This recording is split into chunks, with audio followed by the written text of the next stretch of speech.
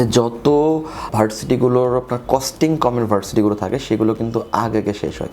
দেখেন, এটা কিন্তু ফার্স্ট কাম ফার্স্ট সার্ভিস। এটা এমন না যে আপনি শেষে এসেই প্রথম সার্ভিস পাবেন। এটা হল প্রথমে আসবেন প্রথম সার্ভিস। এবং আমরাও কিন্তু শিক্ষার্থীর কাজ যখন নিই তখন কিন্তু চেষ্টা করি যত বেটার প্রথম দেওয়া যায়। লাইক আপনি যদি শেষ সময় আবেদন করেন তাহলে কিন্তু আপনার স্কলারশিপের কিন্তু সংখ্যাটা কিন্তু আপনার জন্য কম হয়ে যাচ্ছে। লাইক স্কলারশিপ অ্যামাউন্টটা প্রথমে আবেদন করলে যে স্কলারশিপ পাইতো ফুল ফ্রি, সেটা এখন পাচ্ছে টিউশন ফিস ফ্রি।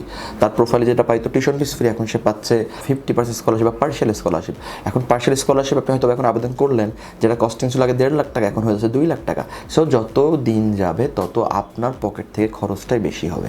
চায়নাতে উচ্চশিক্ষায় 2026 সেপ্টেম্বর ইনটেকের ব্যাচেলর প্রোগ্রামের ক্ষেত্রে CSCA সার্টিফিকেট ছাড়া আবেদন করা যাবে কিনা, বা CSCA জুনে এক্সাম দিয়ে আমি আবেদন করতে পারবো কিনা। প্রথমেই মাথায় রাখতে হবে যে চায়নাতে ব্যাচেলর প্রোগ্রামের জন্য এই বছর যে নিয়মটা করে সেটা হলো CSCA একটা সার্টিফিকেট বা একটা এক্সাম দিতে হবে, এক্সামের সার্টিফিকেট নিয়ে আবেদন করতে পারবেন। তবে এখানে বলে রাখি সেই সংখ্যাটা কিন্তু মাত্র 306টা ইউনিভার্সিটিতে, এবং এই 306টা ইউনিভার্সিটি মোটামুটি 90% ইউনিভার্সিটির সিট ডেডলাইন টোটালি শেষ। তার মানে এই মোমেন্টে CSCA এক্সামের সার্টিফিকেট থাক বা না থাক, এটা আপনার খুব একটা মাথা ব্যথার কারণ না। এখন মাথা ব্যথার কারণ হলো যে আপনার আবেদন করছেন কোন সাবজেক্টে, কেমন স্কলারশিপ এবং কবে।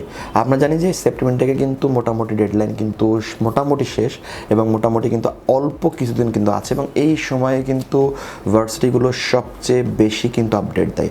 আপনি সর্বোচ্চ যদি বলি ডেডলাইন পাবেন জুনের 30 তারিখে, আপনার 70% ভার্সিটির কিন্তু ডেডলাইন চলে যাবে। এরপরে কিছু ভার্সিটি থাকবে যেগুলো জুলাইয়ের 5 তারিখ, 7 তারিখ, 10 তারিখ। সো এইভাবে কিন্তু ভার্সিটিগুলো কমবে। তবে কথা হলো যে জুনের পরেও তো সুযোগ আছে, CSC নিয়ে আমি তাহলে আবেদন করব। তো সেই ক্ষেত্রে যদি বলি যে যত ভার্সিটিগুলোর আপনার কস্টিং কমের ভার্সিটিগুলো থাকে সেগুলো কিন্তু আগে শেষ হয়। দেখেন, এটা কিন্তু ফার্স্ট কাম ফার্স্ট সার্ভিস। এটা এমন না যে আপনি শেষে এসেই প্রথম সার্ভিস পাবেন। এটা হল প্রথমে আসবেন প্রথম সার্ভিস। এবং আমরাও কিন্তু শিক্ষার্থীর কাজ যখন নিই তখন কিন্তু চেষ্টা করি যত বেটার প্রথম দেওয়া যায়। লাইক আপনি যদি শেষ সময় আবেদন করেন তাহলে কিন্তু আপনার স্কলারশিপের কিন্তু সংখ্যাটা কিন্তু আপনার জন্য কম হয়ে যাচ্ছে। লাইক স্কলারশিপ অ্যামাউন্টটা প্রথমে আবেদন করলে যে স্কলারশিপ পাইতো ফুল ফ্রি, সেটা এখন পাচ্ছে টিউশন ফিস ফ্রি। তার প্রোফাইলে যেটা পাইতো টিউশন ফিস ফ্রি, এখন সে পাচ্ছে 50% স্কলারশিপ বা পার্শিয়াল স্কলারশিপ। এখন পার্শিয়াল স্কলারশিপ আপনি হয়তো এখন আবেদন করলেন, যেটা কস্টিং ছিল আগে 1.5 লাখ টাকা, এখন হয়ে যাচ্ছে 2 লাখ টাকা। সো যত দিন যাবে তত আপনার পকেট থেকে খরচটাই বেশি হবে।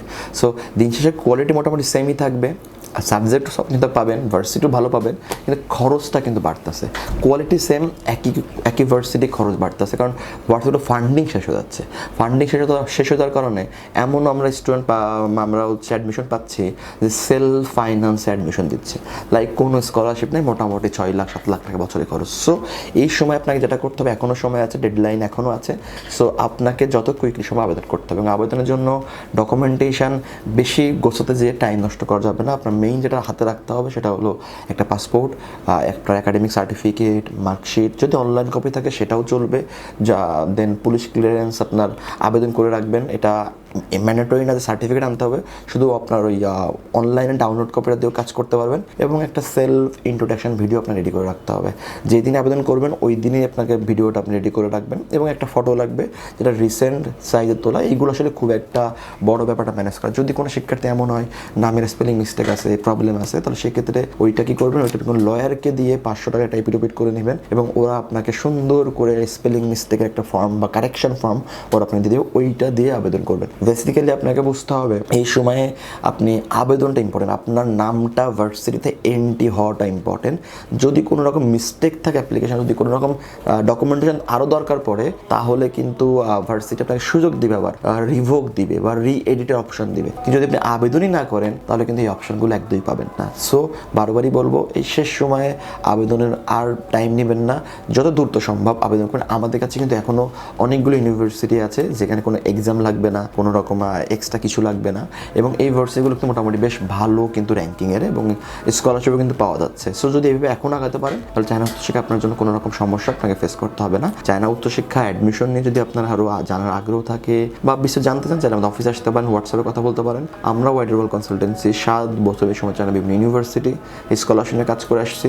আশা করি আপনার উচ্চশিক্ষার জার্নি WWC সাথে শুভ হবে। ভালো থাকবেন। আসসালামু আলাইকুম।